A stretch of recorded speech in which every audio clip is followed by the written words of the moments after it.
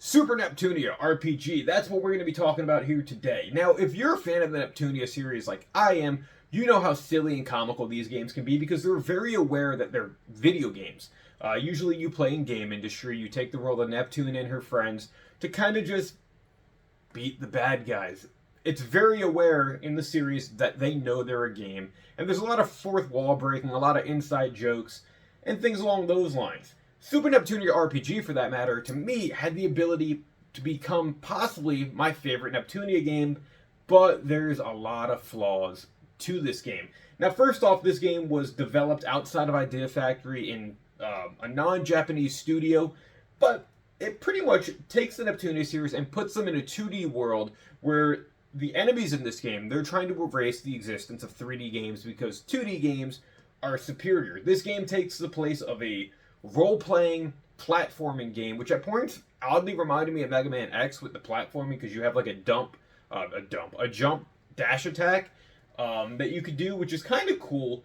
But that's one of the things that this game is flawed at because at least on the Nintendo Switch version, this game has a lot of performance issues, which is weird to me because it's basically a 2D game, and the Switch is able to kind of handle a lot of graphically intense games. Like, we've all played Breath of the Wild at this point, and this game shouldn't have the slowdown if that game didn't have slowdown as bad. Now, this slowdown in here is really weird because the platforming that you have to do at points of the game, your buttons won't respond. You'll be double clicking like a jump to do like a double jump. It'll notice one and you'll fall and have to start at the beginning of the levels. Also, in the battle sequences, you have like a rotating spin of characters that no matter, I mean, I guess depending what position your character is in, depends on what attack they do. It's kind of cool.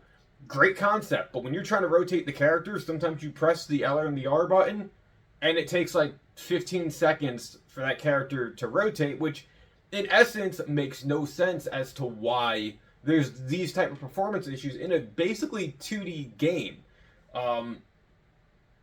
And that's where a lot of my gripes about this game come in. The story of this game is your silly, comical Neptunia game. There's voice acting, the art style is nice. I really enjoyed the story, but playing it was the problem because of these performance issues.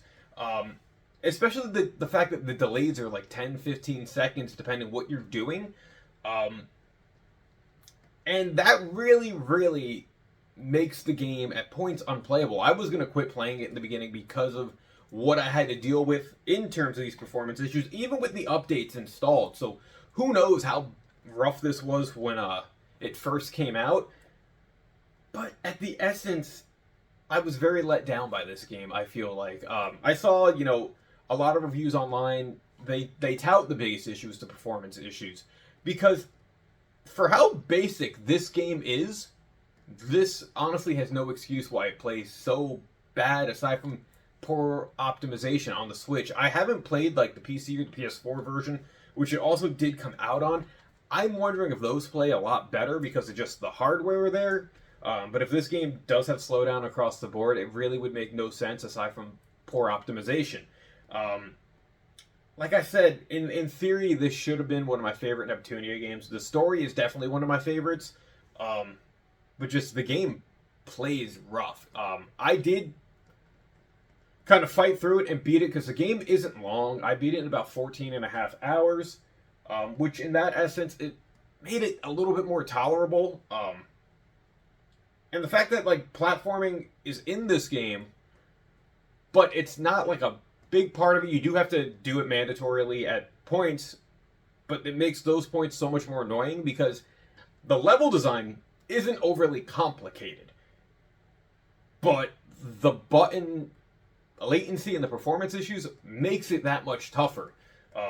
I guess it's funny because these games are like parodies of video games in a way that performance issues would be here almost like an inside joke because of, we see it across the board.